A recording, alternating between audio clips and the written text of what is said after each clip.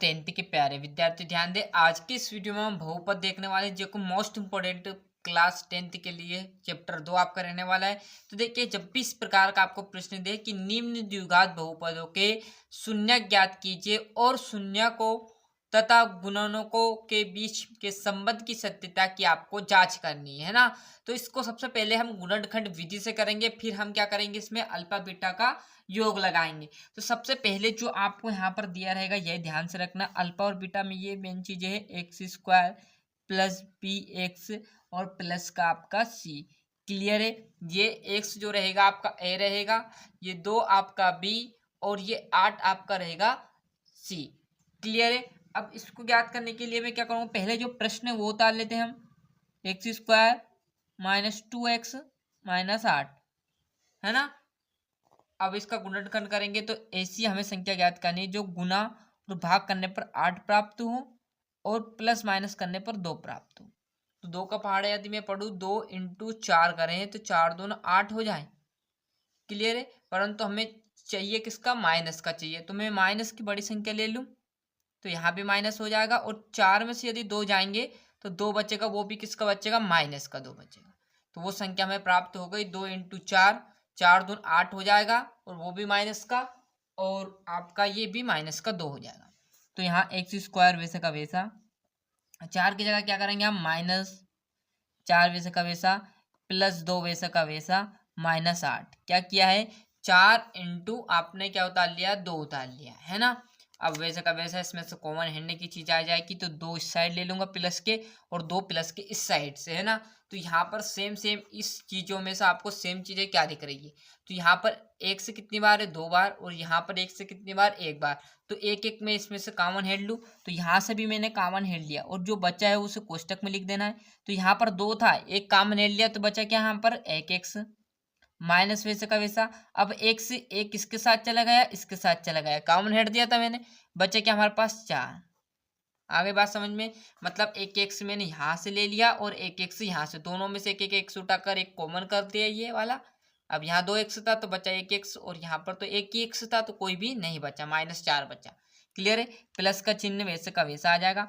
अब देखो यहाँ पर कौन सी संख्या, अब सर यहाँ पर एक्स है और यहाँ पर एक्स नहीं, परंतु ध्यान रहे यहाँ पर 2 है और इस 8 में भी 2 है। इस 8 में भी किस रूप में 2 है, 2 इंटू 2 इंटू 2 के रूप में 8 है। तो 2 दूनी 4, 4 दून 8। तो क्लियर है। यहाँ से 1 2 यहाँ से हेड लूँ मैं कॉमन, और 1 2 इसमें से कॉमन हेड ले, तो यहाँ से 2 कॉमन हेड लिया, बचा क्या यहाँ पर, कुछ नहीं, तो एक्स बचा। अब यहाँ पर देखो इस 8 में से 2 चला गया तो बचा कितने, 2 हमारे पास, 2 इंटू 2 और 2 इंटू 2 का गुना करेंगे तो 4 आएगा। आ गई बात समझ में। देखो अब ऐसा भी नहीं हो तो एक बार आप कंफर्म करने के लिए क्या करोगे, ये जो कॉमन हेड है इसका आपस में गुना करोगे तो यही संख्या प्राप्त होगी। देखना जरा है ना। दो एक्स का इस एक्स में करेंगे तो एक्स स्क्वायर, माइनस वैसे का वैसा एक्स का 4 में करेंगे तो 4 एक्स, प्लस वैसे का वैसा 2 का इस एक्स में करेंगे तो 2 एक्स, इस 2 का इस 8 4 में करेंगे तो प्लस माइनस माइनस हो जाएगा और 4 दून 8। और जब भी आपको दोनों कोष्टक सेम दिखे तो समझ जाना है कि आप सही दिशा में चल रहे हो। तो बड़े तरीके से क्या करोगे, एक्स माइनस 4 दोनों का यहाँ से भी कॉमन लिख लेना और जो बचा हुआ है वो एक कोष्टक में वो लिख देना, एक्स प्लस 2 आया बराबर 0 लगा देना। अब यहाँ से हम क्या करेंगे, एक बार इस 0 इसके साथ ले लेंगे और एक बार 0 इसके साथ ले लेंगे। क्लियर है। तो x माइनस 4 बराबर पर 0 और x प्लस 2 बराबर पर 0। अब सभी को पता है ये संख्या बराबर को उधर जाएगी तो कितना बचेगा, x बराबर 4, क्योंकि ये माइनस की है, बराबर को उधर जाएगी तो किसकी हो गई, प्लस की हो जाएगी। अब ये संख्या क्या है, प्लस की है, तो बराबर को उधर माइनस की हो जाएगी।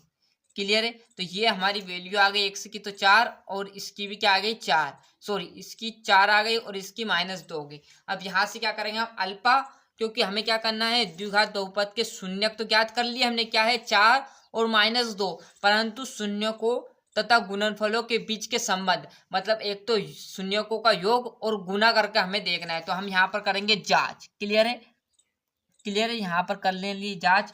तो एक सूत्र आएगा प्लस का, अल्फा प्लस बीटा बराबर माइनस बी बटे, एक ये जांच करेंगे।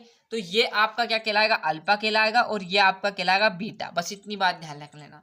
अल्फा यहाँ से मैं उतार लूँ, कितना है 4, यहाँ पर बीटा कितना है -2, तो प्लस और माइनस यहाँ पर भीतर कोष्टक में हम ये 2 कर लेंगे बराबर वैसे का वैसा। -b जस्ट स्टार्टिंग में मैंने आपको बताया था -b मतलब इसके नीचे का 2 कहलाएगा। तो यहाँ पर भी माइनस पहले से है और -2 भी उसमें दिया हुआ। a का मान 1 है, 1 कहाँ से लिखा, यहाँ पर a का मान 1 है। क्लियर है बस। अब देखो यहाँ पर देखिएगा ध्यान से जरा, यहाँ से क्या करना है हमें, अब जो प्लस का देखिए 4 वैसे का वैसा प्लस माइनस माइनस हो जाएगा बराबर वैसे का वैसा। माइनस माइनस टकराएगा तो क्या हो जाएगा आपको पता, प्लस तो 2/1 आ जाएगा है ना। अब यहाँ पर 4 में से 2 जाएगा तो कितना बचेगा 2 और बराबर पर 2। अब इसके नीचे आप 1 लिखोगे जब भी 1 रहेगा, और इसके नीचे भी लिखोगे जब भी 1 रहेगा। यदि ऊपर होता तो यहाँ पर हम मन से नहीं लगाते, परंतु इसके नीचे हमेशा 1 रहता है। क्लियर है, लगाओगे जब भी 1 और नहीं लगाओगे जब भी 2 बराबर 2 आएगा। क्लियर है। यदि यहाँ में जगह कम है तो इस साइड में अल्फा और अल्फा इंटू बीटा की जांच कर देता हूँ। क्लियर है। यहाँ पर एक और जांच होगी हमारी, क्योंकि जांच 2 आपकी। क्लियर है, क्योंकि ये तो योग था हमारा और ये आपका आ जाएगा गुना। तो अल्फा इंटू बीटा बराबर c/a। अल्फा का मान यहाँ से हमने ज्ञात किया था, अभी क्या आया था 4, बीटा का मान -2 क्योंकि गुना में है तो -2 वैसे का वैसा बराबर c का मान यहाँ से आपको ज्ञात हो जाएगा, क्या आ जाएगा -8। तो -8 में ले लेता हूँ, और a का मान मतलब 1 लिखोगे जब भी 1 रहेगा, नहीं लिखोगे जब भी 1 रहेगा। इस 4 का इस 2 में करेंगे तो -8 आ जाएगा और बराबर भी -8। क्लियर है। तो मतलब जो सत्यता की आपकी जांच हुई एकदम राइट है। यहाँ पर भी 2 बराबर 2 आया और यहाँ भी 8 -8 आया। अब कुछ विद्यार्थी ऐसे कहेंगे सर इसके बट्टे में 1, भैया लिखोगे जब भी इसके बट्टे में 1 है और यहाँ पर नहीं दर्शाओगे जब भी इसके बट्टे में 1, नहीं तो ये मत कहता ना ये 1 कहाँ से आया। क्लियर है। इसके नीचे हमेशा 1 रहता है।